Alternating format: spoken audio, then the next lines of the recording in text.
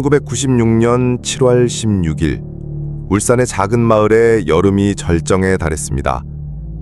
매미 소리가 귓가에 맴돌고 아이들의 웃음소리가 골목마다 울려 퍼지던 그런 평범한 여름날이었죠. 하지만 이 평범함은 곧 악몽으로 바뀔 운명이었습니다. 그날 오후 3시, 3명의 아이가 집을 나섰습니다. 12살 김민석, 11살 박성훈, 그리고 9살 이지연. 엄마, 가재 잡으러 갔다 올게요. 지연이의 맑은 목소리가 이 세상에서 들은 마지막 인사가 될 줄은 아무도 몰랐습니다. 부모님들은 그저 평소와 다름없는 아이들의 놀이라고 생각했죠. 저녁 무렵이면 돌아올 거라고, 배고프면 금세 집으로 뛰어올 거라고 믿었습니다. 하지만 운명은 다른 계획을 세워두고 있었습니다. 해가 지고 밤이 깊어가도 아이들은 돌아오지 않았습니다. 처음엔 친구 집에서 놀고 있을 거라고 생각했던 부모님들. 하지만 밤 10시가 넘어도 11시가 넘어도 아무런 소식이 없자 섬뜩한 불안감이 엄습했습니다. 동네 사람들이 하나둘 모이기 시작했습니다. 손전등을 들고 마을 곳곳을 수색했지만 아이들의 흔적은 어디에서도 찾을 수 없었습니다.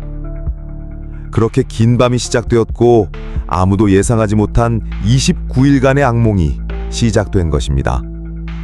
그런데 과연 아이들에게는 무슨 일이 일어났을까요? 산속에서 첫 번째 밤을 보내게 된 세 아이들. 가재를 잡으려고 따라간 계곡에서 길을 완전히 잃어버린 것입니다. 처음엔 금세 집에 갈 수 있을 거라고 생각했던 아이들이었지만 산은 생각보다 훨씬 깊었고 험했습니다. 배가 너무 고파요. 엄마 보고 싶어요. 민석이가 주머니에서 꺼낸 작은 공책에 써내려간 글씨였습니다. 떨리는 손으로 연필심이 부러져가며 적어내려간 그들만의 일기장. 이 일기장에는 상상할 수 없는 공포와 절망이 고스란히 담겨 있었습니다. 첫날 밤 아이들은 바위 틈에 몸을 웅크리고 서로를 끌어안았습니다. 무서워서, 추워서, 그리고 너무나 그리워서 말이죠. 성훈이는 동생들을 달래기 위해 짐에서 엄마가 들려주던 옛날 이야기를 들려주었습니다.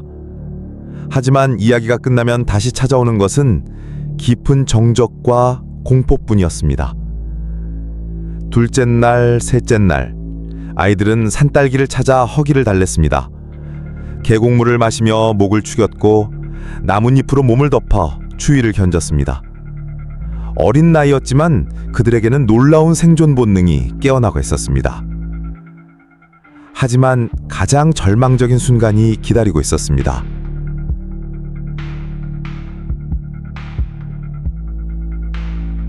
정말로 내가 투명인간이 된 걸까?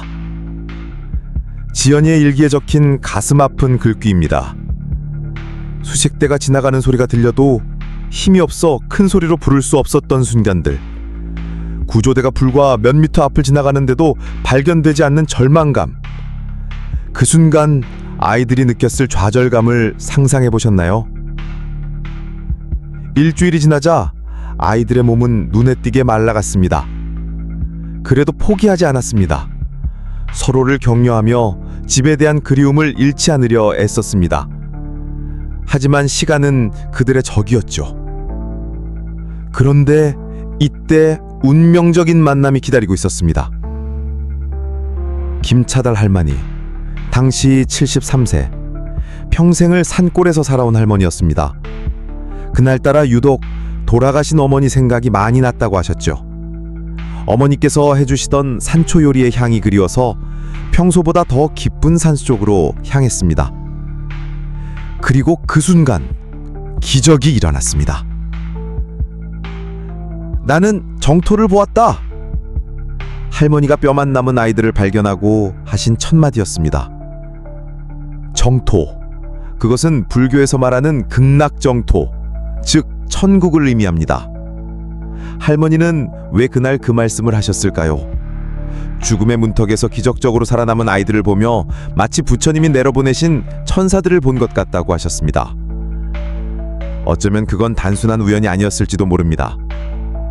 할머니의 그리움이, 어머니를 향한 그 간절한 마음이 새아이의 생명을 구하는 신의 뜻이었을지도 말이죠. 그날 할머니는 40년 가까이 산초를 따라다녔지만 그 깊숙한 곳까지는 가본 적이 없었거든요. 하지만 그날만큼은 발걸음이 자연스럽게 그곳으로 향했습니다.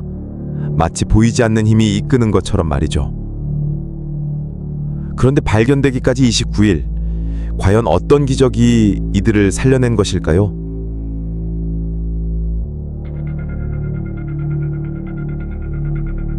(29일) 한 달에 가까운 절망적으로 긴 시간이었습니다. 수색 작업은 계속되었지만 시간이 지날수록 희망은 점점 사라져갔습니다. 전문가들은 3일이 지나면 생존 가능성이 희박하다고 단언했죠. 일주일이 지나고 2주일이 지나고 수색 범위는 점점 넓어지지만 아무런 단서도 찾을 수 없었습니다. 부모님들의 얼굴에는 견딜 수 없는 절망이 자리 잡기 시작했습니다. 언론들도 하나둘 관심을 거두었지만 기적을 믿는 사람은 점점 줄어들었죠. 하지만 놀랍게도 아이들은 살아 있었습니다. 산골짜기 개울가 큰 바위 밑에서 서로를 의지하며 버티고 있었던 것입니다. 가재와 산딸기 그리고 계곡물로 생명을 이어가며 말이죠. 8월 14일 오후 2시 반, 김차달 할머니의 외침이 산골짜기에 울려 퍼졌습니다. 아이들이 있다! 살아있다! 그 순간 29일간의 악몽이 끌렸습니다. 그 긴 시간 동안 모두가 포기하려 하던 순간 기적이 일어난 것입니다. 앙상하게 마른 몸이었지만 세 아이 모두 살아있었습니다. 아이들은 체중의 절반 이상을 잃었지만 의식은 또렷했습니다. 서로를 보호하려는 본능이 마지막까지 그들을 지켜준 것입니다. 하지만 이 기적의 배경에는 더 감동적인 이야기가 숨겨 있었습니다. 1996년 여름, 온 나라가 이 세 아이의 소식에 마음을 졸였습니다. 울산뿐만 아니라 전국에서 실종 소식이 전해지고 모든 국민이 안타까워했죠. 아이를 잃은 부모의 마음은 어땠을까요? 민석이 어머니는 29일 동안 단 하루도 제대로 잠들지 못하셨다고 하셨습니다. 매일 밤 아들이 돌아올까봐 문을 열어두고 기다렸습니다. 성훈이 아버지는 매일 산에 올라가 아들의 이름을 목이 터져라 불러댔습니다. 성훈아, 아빠가 왔다. 어딨니? 메아리만 돌아올 뿐이었지만 포기할 수 없었습니다. 지연이 할머니는 매일 절에 가서 손자의 무사함을 빌었습니다. 108번 절을 하며 제발 우리 지연이만은 살려달라고 간절히 빌었죠. 그땐 그랬습니다. 이웃의 아이가 곧 내 아이였고 동네의 슬픔이 곧 내 슬픔이었던 시절. 온 마을이, 온 나라가 함께 슬퍼하고 함께 간절히 기도했던 그 마음을 기억하시나요? 그런데 정작 산속에서는 어떤 일이 일어나고 있었을까요? 산속에서 가장 추웠던 어느 날 밤이었습니다. 비가 내리기 시작했고 아이들은 큰 바위 밑으로 몸을 피했습니다. 서로의 작은 몸을 맞대고 체온을 나누며 추위를 견뎠죠. 형, 우리 정말 집에 갈 수 있을까? 지연이의 떨리는 목소리였습니다. 가장 어린 지연이의 눈에는 더 이상 희망이 보이지 않았습니다. 그때 민석이가 동생들의 손을 꼭 잡으며 말했습니다. 응, 꼭 갈 수 있어. 우리 약속하자. 끝까지 포기하지 말고 꼭 엄마 아빠한테 돌아가자. 그 작은 약속이 새 아이의 생명줄이 되었습니다. 절망적인 순간마다 그 약속을 되새기며 희망의 끈을 놓지 않았던 것이죠. 어른이 되어 그날을 회상하는 민석 씨는 이렇게 말합니다. 그때 그 약속이 없었다면 우리는 버티지 못했을 겁니다. 서로가 있었기에, 서로를 지켜야 한다는 책임감이 있었기에 포기하지 않을 수 있었습니다. 가장 어린 지연이가 울기 시작하면 형들이 번갈아가며 달래주었습니다. 동요를 불러주고 집에서 있었던 재미있는 일들을 이야기해주며 용기를 북돋아 주었죠. 그 순수한 우애가 죽음의 문턱에서 그들을 지켜낸 것입니다. 그리고 드디어 그날이 왔습니다. 구조의 순간 말이죠. 8월 14일 구조된 순간의 아이들 모습은 차마 눈뜨고 보기 힘들 정도였습니다. 29일 동안의 굶주림으로 뼈만 앙상하게 남아 있었고 눈빛만은 여전히 맑았지만 몸은 너무나 약해져 있었습니다. 병원으로 이송되는 헬리콥터 안에서 지연이가 어머니 품에 안기며 처음으로 꺼낸 말이었습니다. 엄마, 미안해요. 제가 가재 잡으러 가자고 해서. 죄책감과 안도감이 뒤섞인 뜨거운 눈물이었습니다. 어머니도 아이도 울음을 멈출 수 없었습니다. 그날의 눈물은 단순히 기쁨의 눈물이 아니었습니다. 29일간의 고통, 절망, 그리고 살아남은 것에 대한 감사함이 모두 담겨 있었습니다. 성훈이는 아버지의 거친 손을 만지며 물었습니다. 아빠 손이 이렇게 거칠었나? 29일 동안 산을 헤매며 아들을 찾던 아버지의 손이었습니다. 민석이는 할머니를 보자마자 말했습니다. 할머니가 해주시는 된장찌개가 먹고 싶어요. 가장 그리웠던 것은 가족이었고 가장 먹고 싶었던 것은 집밥이었습니다. 하지만 이 기적적인 발견에는 또 다른 신비로운 이야기가 숨겨 있었습니다. 김차달 할머니가 그날 산초를 따러 간 이유는 정말 특별했습니다. 평소에는 절대 가지 않던 그 깊은 산속까지 올라간 이유가 있었죠. 어머니가 해주시던 산초 요리가 생각났어요. 어릴 적 어머니께서 산초를 갈아서 만들어주시던 양념의 향이 그리워서. 할머니는 돌아가신 어머니에 대한 그리움으로 평소보다 더 깊은 산으로 향했던 것입니다. 바로 그 순간이었습니다. 산초를 따기 위해 바위 주변을 살피던 할머니의 눈에 작은 움직임이 포착되었습니다. 처음엔 작은 동물인가 했지만 자세히 보니 사람이었습니다. 아이고, 이게 뭔 일이야? 할머니의 외침이 산골짜기에 울려 퍼졌습니다. 그 그리움이, 어머니를 향한 간절한 마음이 새 아이의 생명을 구한 것입니다. 산초 향기가 인도한 기적. 이것이 정말 우연일까요? 할머니는 나중에 이렇게 말씀하셨습니다. 그날따라 돌아가신 어머니 생각이 유난히 많이 났어요. 마치 어머니가 나를 그곳으로 이끄신 것 같았어요. 하지만 구조된 후에도 아이들의 시련은 끝나지 않았습니다. 아이들이 무사히 집으로 돌아왔지만 그들의 몸과 마음에 남은 상처는 쉽게 아물지 않았습니다. 극심한 영양실조로 몸무게는 평소의 반보다 이하로 줄어 있었고 소화기관도 심각하게 손상된 상태였습니다.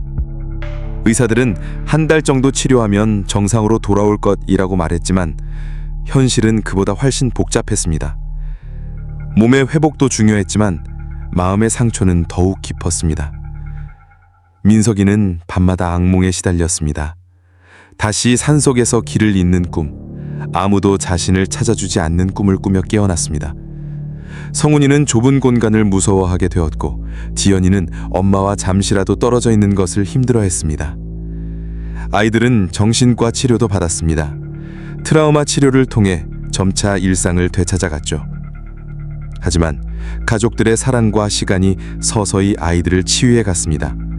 생존의 기쁨 뒤에 감춰진 아픔을 온 가족이 함께 극복해 나갔던 것입니다. 그런데 아이들의 일기장에서 발견된 글귀 하나가 모든 사람을 놀라게 했습니다. 우리는 천국으로 돌아갈 거야. 죽음의 문턱에서도 아이들은 절망하지 않았습니다. 천국이라는 말에 담긴 의미는 어른들이 생각하는 것과 달랐습니다. 아이들에게 천국은 죽음의 장소가 아니라 다시 집으로 돌아갈 수 있다는 희망을 의미했던 것입니다. 삶과 죽음의 경계에서 피어난 순수한 희망. 어른들이 포기하려 하던 순간에도 아이들은 희망을 잃지 않았습니다. 그들에게는 집으로 돌아간다는 것, 가족을 다시 만난다는 것이 바로 천국이었던 것입니다. 29일간의 기적 같은 이야기. 이것은 단순히 생존에 관한 이야기가 아닙니다. 희망을 잃지 않는 인간의 의지에 관한 이야기이며 사랑하는 사람에 대한 그리움이 만들어낸 기적에 관한 이야기입니다. 지금도 그 세 아이들은 건강하게 자라서 각자의 삶을 살고 있습니다. 그들은 종종 말합니다. 그때 그 경험이 우리 인생에서 가장 힘든 시간이었지만 동시에 가장 소중한 교훈을 준 시간이었기도 하다고 말이죠. 그 여름의 기적은 지금도 많은 사람들에게 희망과 용기를 주고 있습니다. 절망적인 상황에서도 포기하지 않는 인간의 의지, 그리고 사랑하는 사람들 간의 끈끈한 유대감. 이것이 바로 가재 어린이들이 우리에게 남겨준 진정한 선물인지도 모릅니다.